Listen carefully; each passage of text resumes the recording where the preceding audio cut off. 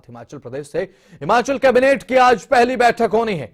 राज्य सचिवालय में दोपहर 12 बजे होगी बैठक। ओल्ड पेंशन स्कीम पर कैबिनेट की मुहर लग सकती है। प्रदेश के लोगों को पहली कैबिनेट की बैठक से खास उम्मीद है, क्योंकि ओल्ड पेंशन स्कीम ओपीएस को लेकर यह बात कही गई थी कांग्रेस की तरफ से, जब चुनाव प्रचार किया जा रहा था कि कैबिनेट की पहली बैठक में मुहर लगेगी ओपीएस पर। लेकिन देखने की बात होगी कि जो आज बैठक होती है क्या उसमें ओपीएस पर मुहर लगती है या नहीं। तो इस पर ज्यादा बातचीत के लिए शिमला से ब्यूरो प्रदीप ठाकुर हमारे साथ जुड़ चुके हैं फोन लाइन पर। प्रदीप ठाकुर, अब ओपीएस पर क्या चर्चा हो सकती है इस पहली कैबिनेट में, क्योंकि कैबिनेट की पहली बैठक है। कांग्रेस की तरफ से यह वादा किया गया था जब पहली कैबिनेट की बैठक होगी सरकार में सत्ता पर काबिज होने के बाद तो ओपीएस को बहाल करेंगे। किस तरह से देख रहे हैं आप इसे?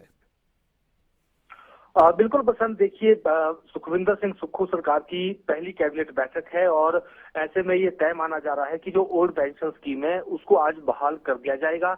और किस रूप में बहाल होगी इसको लेकर जो है हम कह सकते हैं कि जब कैबिनेट बैठक होगी उसके बाद तमाम चीजें क्लियर होंगी।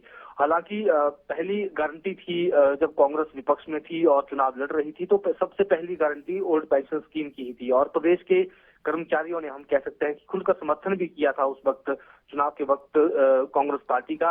और अब वो वक्त आ गया है जब जो पहली ये गारंटी है, जो पहला वायदा है उसको पूरा करने का। तो ऐसे में पिछले कल ही मुख्यमंत्री ने स्पष्ट तौर पर कहा था कि हम अगले कल यानी आज कैबिनेट बैठक में जो ओल्ड पेंशन स्कीम है उसको मंजूरी देंगे और उसमें क्या क्राइटेरिया रहेगा, किस तरह से वो बहाल की जाएगी, ये तमाम चीजें हैं क्योंकि उसको लेकर वित्त विभाग ने प्रेजेंटेशन देनी है। तो आज ये 12 बजे राज्य सचिवालय में बैठक होने वाली है और इसके अलावा भी कुछ और महत्वपूर्ण फैसले आज हो सकते हैं और कई ऐसे विभागों में पद सृजित किए जा सकते हैं। और उसके साथ साथ देखना ये भी होगा कि इसके अलावा जो 10 गारंटी में से बाकी गारंटियां दी है उनमें से कौन कौन सी गारंटी आज जो है इसमें कैबिनेट बैठक में लाई जाती है, चाहे वो महिलाओं को 1500 रुपए देने की बात हो, 1 लाख युवाओं को रोजगार देने की बात हो, ये तमाम मसले हैं। तो अब देखने वाली बात ये होगी कि आज इसमें और भी आएंगे मसले या फिर सिर्फ ओल्ड पेंशन स्कीम पर फोकस ये कैबिनेट बैठक रहेगी।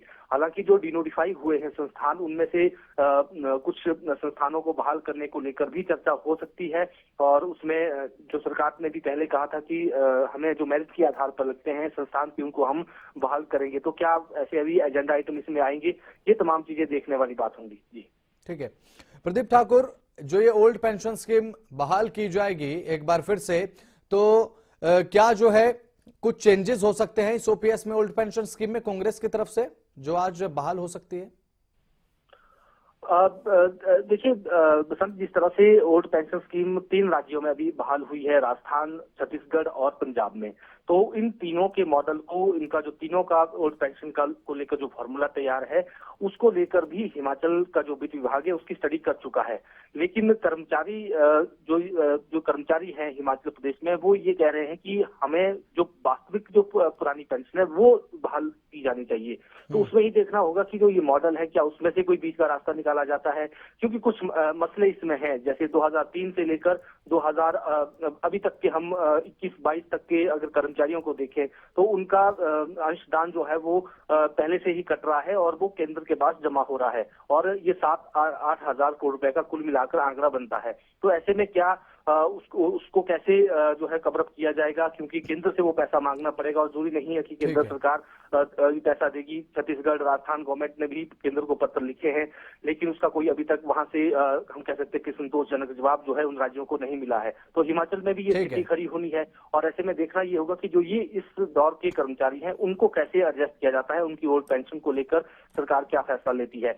लेकिन जो अभी करंट डेट में जो कर्मचारी लगेंगे उनको लेकर प्रदेश सरकार स्वतंत्र है, वो अपने स्तर पर निर्णय ले सकती है। उनके अंशदान वो नहीं काटेगी, उनके जीपीएफ में जमा करेगी, वो प्रदेश के हाथ में है। लेकिन जो कर्मचारियों का अंशदान पहले से कट रहा है या कट चुका है उसको कैसे वापिस लाना है, उनको ओल्ड पेंशन कैसे देनी है, इसको लेकर जब आज डिटेल में प्रेजेंटेशन होगी उसके बाद बाहर जब बातें निकलकर सामने आएगी कि किस तरह का फॉर्मूला पूरी तरह से तैयार हुआ है ओल्ड पेंशन का और किस रूप में ओल्ड पेंशन दी जा रही है। जी ठीक है प्रदीप ठाकुर, एक और सवाल अहम हो जाता है। ये बात तो जगजाहिर है, ये बात तो सबको पता है कि हिमाचल प्रदेश में रेवेन्यू जनरेटिंग रिसोर्सेज जो है वो बेहद कम है। एक पर्यटन ही एकमात्र जो कहा जा सकता है कि जिससे रेवेन्यू जनरेट होता हो, अन्य जो वित्तीय सोर्स है वे कम हिमाचल प्रदेश में माना जाते हैं। ऐसे में बीजेपी जब सत्ता में थी, बीजेपी की तरफ से ये बात कही गई थी, अगर ओल्ड पेंशन स्कीम कांग्रेस सरकार में आने के बाद, सरकार बनाने के बाद अगर बहाल करती है तो आखिर कहां से लाएगी इतना पैसा कांग्रेस। और ऐसे में कांग्रेस की तरफ से भी हाल ही में यह बयान भी दिया गया कि जो कार्यकर्ता माफ कीजिए, जो कर्मचारी हैं उनकी सैलरी देने के लिए लोन लिया जाएगा। ऐसे में एक बड़ी चुनौती होगी ओपीएस कांग्रेस के लिए। बिल्कुल बसंत, देखिए हम ये कह सकते हैं कि अभी आज की डेट में या कोई तुरंत जो है ऐसा कोई बड़ा भार पड़ने वाला नहीं है, लेकिन इतना दूर है कि आने वाले समय के लिए कर्मचारियों की ओल्ड पेंशन जो है वो एक भार हो सकती है। उसको लेकर चिंता पूर्व भाजपा सरकार ने भी जताई थी। तब वित्त विभाग के जो अधिकारी थे उन्होंने भी इस बात की चिंता जताई थी कि जो कोष पर भार पड़ेगा और अर्थव्यवस्था वो जो है हिल सकती है। तो ऐसे में ये बातें पहले भी हुई थी, लेकिन पिछले कल मुख्यमंत्री ने कहा कि मुझे भी अधिकारियों ने इसी तरह से बताने की कोशिश की कि कर्ज का जो भार जो है, कर्ज का भार की बात करें या जो प्रदेश का खजाना है उस पर बोझ पड़ेगा ओल्ड पेंशन स्कीम अगर हम देते हैं। लेकिन फिर भी मैंने फार्मूला निकाला है। ये कर्मचारियों को संबोधित करते हुए कल मुख्यमंत्री सुखविंदर सिंह सुक्खू ने बात कही थी। कांग्रेस पार्टी को अभी लगता है, जो सत्ता में जो लोग हैं उनको ये लगता है कि जो 2003 से लेकर 2022 तक रिटायर हुए होंगे वो बहुत कम होंगे। इस वक्त ज्यादा से ज्यादा हिमाचल में 1000-2000 लोग ऐसे होंगे जो रिटायर हुए हैं और उनको ही ओल्ड पेंशन देनी है। बाकी जो 2003 के बाद लगे हैं अभी उनको रिटायर होने में वक्त है, तो तब तक रेवेन्यू जनरेट किया जा सकता है। ये जो है, जो सरकार में बैठे लोग हैं या मुख्यमंत्री है, उन्होंने जिस तरह से अध्ययन किया है, क्योंकि कांग्रेस ने पहले भी कहा था कि हमने अर्थशास्त्रियों से भी पूरी राय ली है, उसके बाद ही हम इसकी घोषणा कर रहे हैं कि हम ओल्ड पेंशन स्कीम देंगे सत्ता में आने पर। तो अभी इमीडिएट जो है कोई प्रभाव हम कह सकते हैं वो नहीं पड़ेगा या उसका कोई ज्यादा नुकसान नहीं होगा, लेकिन लॉन्ग टर्म में आने वाले समय में जब कर्मचारी रिटायर होना शुरू हो जाएंगे, ज्यादा उनकी संख्या बढ़नी शुरू हो जाएगी, तब जो है कहीं ना कहीं ये भार पड़ सकता है। और अगर रेवेन्यू जनरेट उस वक्त नहीं हुआ जिस तरह से हिमाचल की अभी स्थिति है। बिल्कुल प्रदीप ठाकुर, जो कैबिनेट की बैठक होने वाली है इस पर नजर आप बनाए रखिएगा, जानकारी आपसे लेते रहेंगे। फिलहाल के लिए आपका बहुत बहुत शुक्रिया। तो हिमाचल प्रदेश में कैबिनेट की पहली बैठक आज होगी, ओपीएस पर मोहर लग सकती है।